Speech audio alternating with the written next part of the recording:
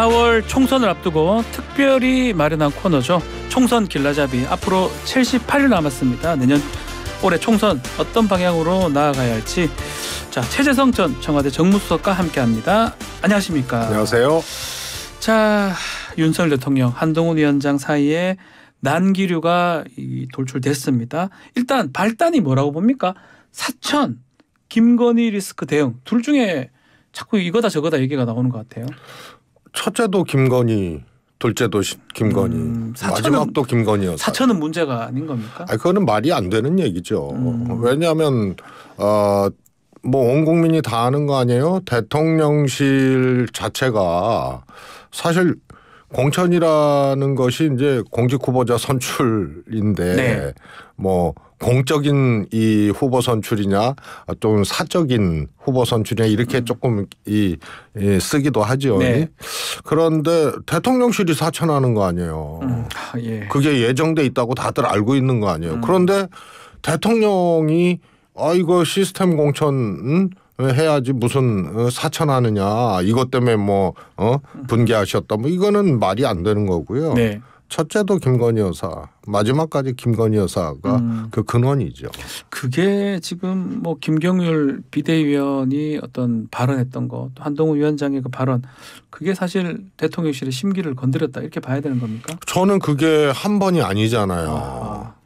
김경률 비대위원은 계속 연타석 홈런을 계속 날렸거든요. 첫 번째 금기시되고 있는 6글자 김건희 리스크 이거를 이제 얘기를 해서 발칵 뒤집어졌고요. 그 다음에 마리 앙뚜아네트 얘기도 하고 국민이 부글부글하고 있다. 그 다음에 제2부속실하고 특감 이것만 갖고는 안 된다. 플러스 알파가 있어야 된다. 이건 근본적인 대책까지 얘기한 거고요. 제가 보기에는 정점은 도이치모터스 주가 조작 사건보다 명품백 이게 더 크다. 요 사건에. 예. 그러니까 도이치모터스 주가 조작도 그것도 민심은 특검을 원한다는 얘기죠. 그래서 이런 것들이 계속 이어졌는데 그 김경률 비대위원과 함께 서울시 신년아래 시당 신년아래에 가서 그것도 마포울 지역에 가서 마포울 위원장 있는 데서 이 손들은 거거든요. 김경률이 진짜냐 정청래가 진짜냐. 그러니까 그러한 사람 거기다 이제 한동훈 위원장 국민 눈높이에서 이 문제 보고 있다. 이 발언이 겹쳐지면서요. 그런 김경률을 공천한다고? 그래서 김경률 비대위원을 중심으로 김건희 여사에 대해서 지적하고 했던 것에 대해서 한동훈 위원장이 오히려 손을 잡고 또 본인도 그렇게 발언을 국민들이 걱정하고 있다. 국민 눈높이에서 봐야 되는데 이런 발언을 하니 평노한 거죠. 격노한 것이다.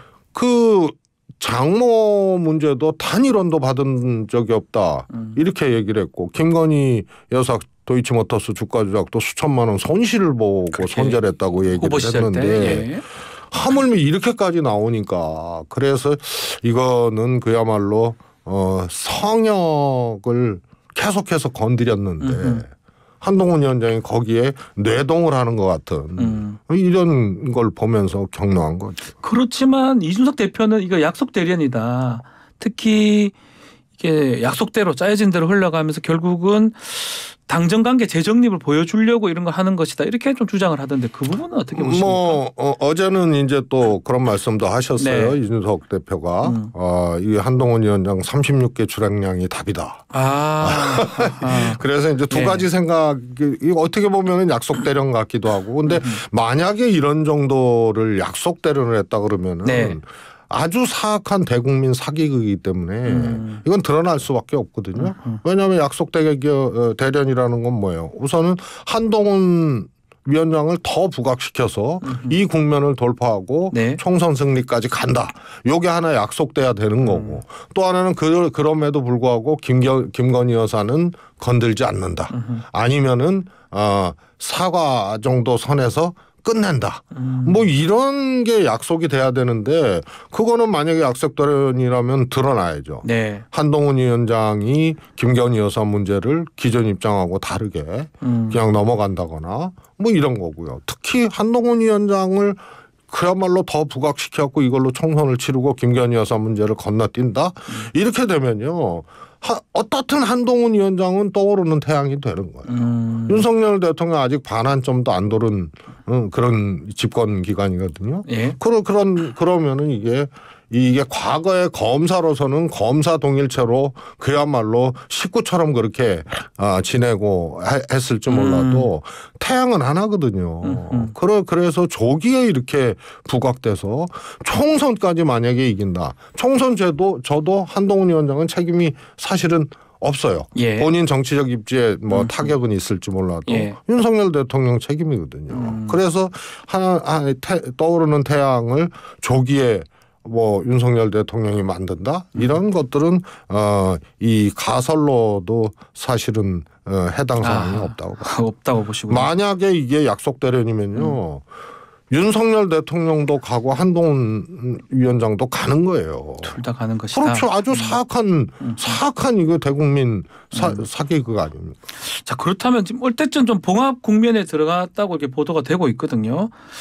앞으로 공천이나 이 과정에서 한동훈 비대위원장한테 힘이 더 실릴 가능성이 큰 겁니까? 아니면 어떻게 봐야 됩니까? 저는 거기에 또 난투극이 예정돼 있다고 봐요. 난투극이요? 한동훈 위원장이 예.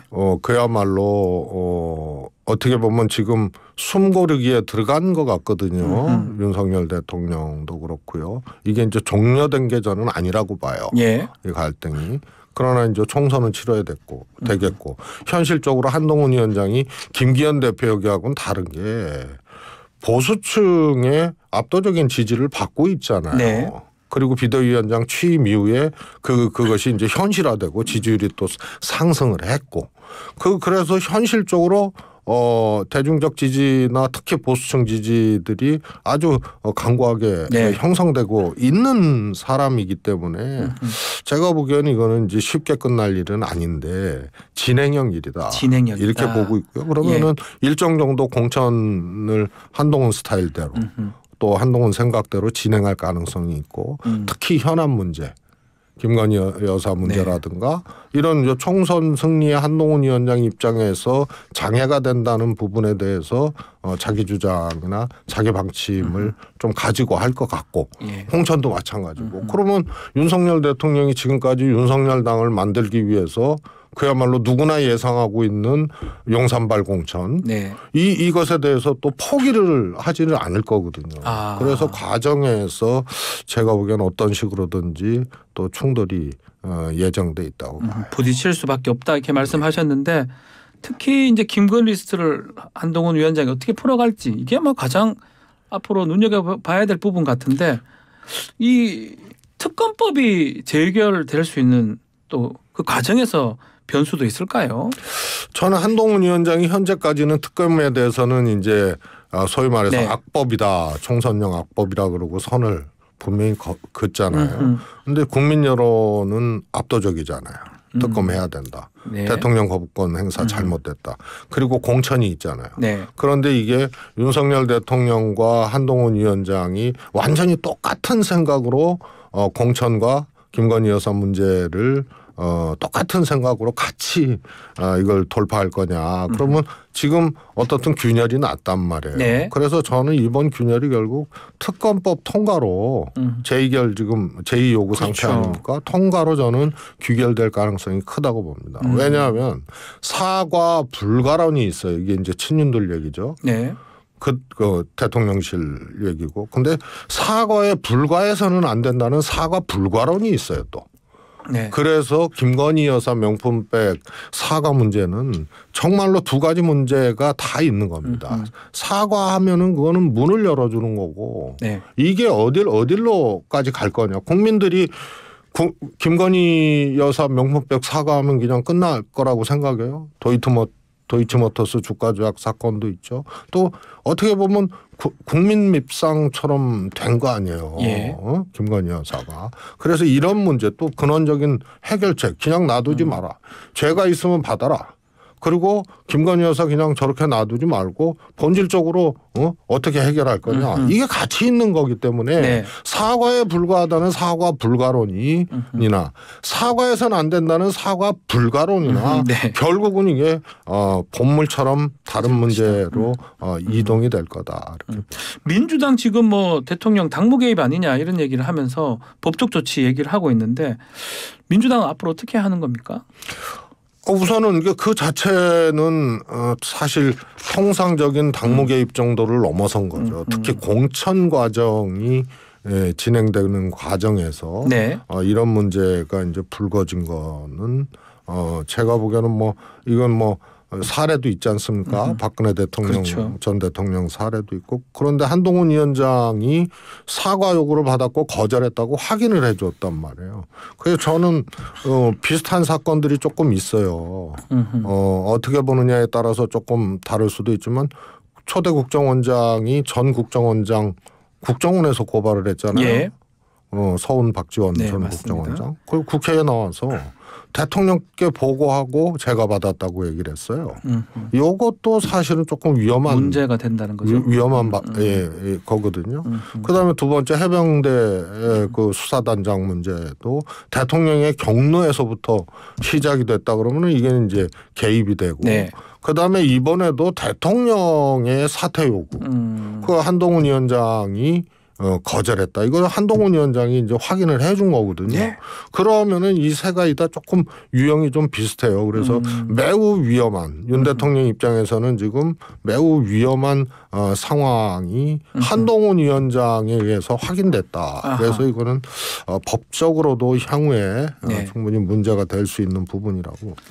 민주당 입장에서 그냥 보고 있으면 되는 겁니까? 어떻게 조치를 하는 겁니까? 민주당은 민주당의 길을 가야죠. 그래서 이 문제만큼은 뭐 여당 야당을 떠나서 예. 우리가 박근혜 대통령 전 대통령 사례도 있는데 대통령 이 지금 윤석열 대통령은 내놓고 지금 막 하고 있잖아요. 네.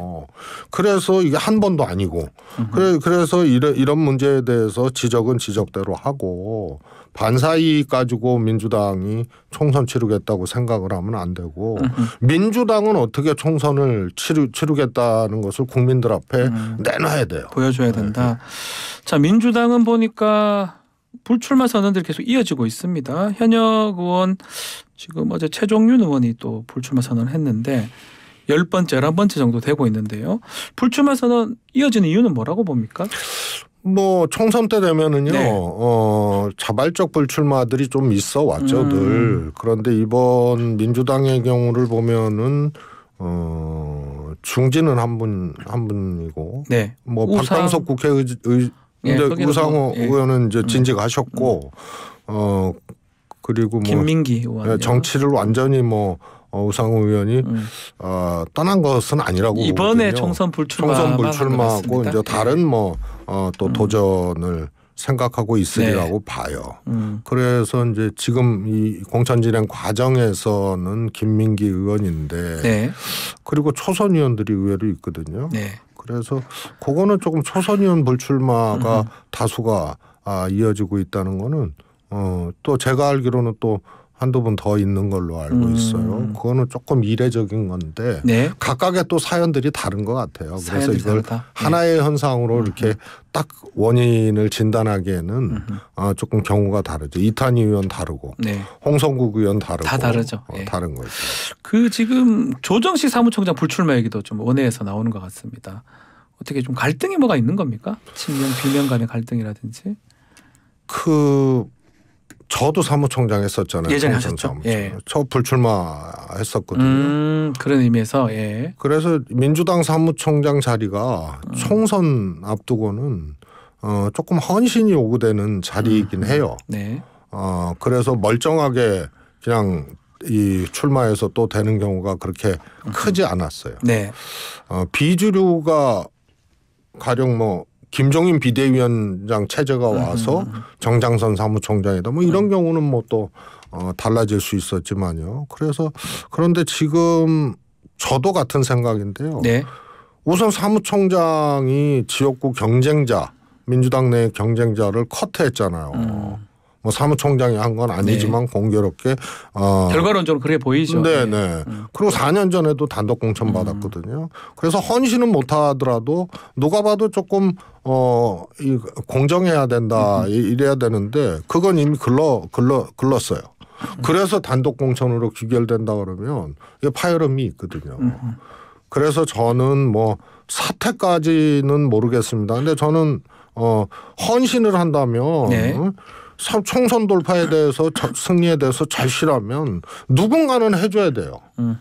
그런데 그게 좀 부족하다. 그런 의미에서는 처는 사무총장은 저는 불출마하거나 사퇴하거나 그런 것도 고려를 해볼 만한 일이라고.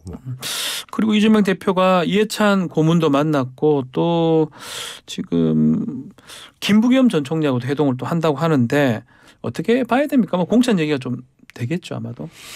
저는 뭐 이미 김부겸 총리는 그 전에 이재명 대표 만났을 때 얘기를 했고 정세균 전 총리도 좀 얘기를 한 걸로 알고 있어요. 그래서 지금 제가 말씀드렸던 이 사무총장 이제 그 공천 과정이라든가 뭐 이런 것들을 지적도 하고 했는데 지금 사실 민주당 공천이 뭐라 그럴까요? 깔끔하고 산뜻하게 진행된다고 보기는 어렵거든요. 우선은 헌신과 쇄신이 없잖아요. 네. 그리고 공교롭게 친명 비명 뭐 이렇게 되고 비명 지역에는 자객 공천이다, 자객 경선이다, 뭐 이런 이야기들이 딱 그 프레임에 지금 맞아떨어지게 장면이 이렇게 나오고 있어요. 공교롭게도 그게 이제 거기에 불을 지른 게 또 박영진, 정몽주, 네. 요 문제, 또 탈당한 조응천, 또 최민희 이런 문제들이 정확하게 또 떨어지고 있기 때문에 근데 당사자인 사무총장이나 뭐 여기는 또 경쟁자들이 제거되고 그래서 그런 얘기들은 뭐 이미 한 걸로 알고 있어요. 그런데 지금 단계는 통합의 시간표는 이제 끝났거든요. 예.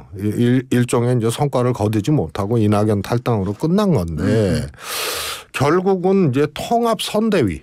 통합선대위. 예. 이 정도로 조금 시도가 되지 않겠나 이제 그런 차원으로 봐야 되지 않나 싶습니다. 알겠습니다. 자, 오늘 총선 길라잡이 여기서 마무리를 하겠습니다. 최재성 전 정무수석과 함께했습니다. 감사합니다. 감사합니다.